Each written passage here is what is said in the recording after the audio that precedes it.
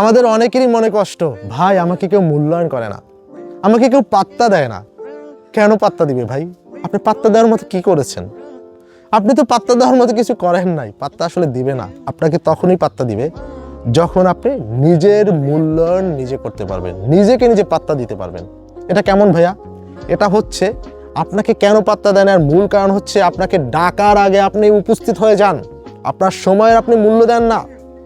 ধরুন একটি বন্ধু বান্ধবদের ভিতরে একটা সমস্যা হয়েছে, সবাই আগে চিন্তা করে যে ওরে ডাক দিয়ে ও তো চলে আসবে, মানে আপনার সময়ের তাদের কাছে কোনো মূল্য নাই, কারণ আপনি ডাকলেই চলে যাচ্ছেন। নিজের ভ্যালু বুঝেন, কোন জায়গায় আপনার যেতে হবে, কয়বার ডাক দিলে আপনি ওইখানে উপস্থিত হবেন, এটা বোঝার চেষ্টা করুন। ঠিক আছে? আপনি নিজের মূল্যায়ন নিজে দিবেন, আপনাকে পৃথিবী মূল্যায়ন করবে। আপনার কথার কোনো মূল্য নেই, কিভাবে মূল্য থাকবে? আপনি তো সারা দিনই পেশাল পোটেন, সারা দিনই কথা বলতে থাকেন, কোন কথাটার মূল্য দিবে আপনার বলেন? যদি আপনি কম কথা বলতেন তবে আপনার কথা শোনার জন্য সবাই আগ্রহীত থাকতো, সবাই চুপ করে বসে থাকতো যে কি বলবে। আপনি তো সারাদিনই কথা বলেন, সারাদিন কথা বলে তাকে কি সে তার কথার কোনো মূল্য দেয় বলেন?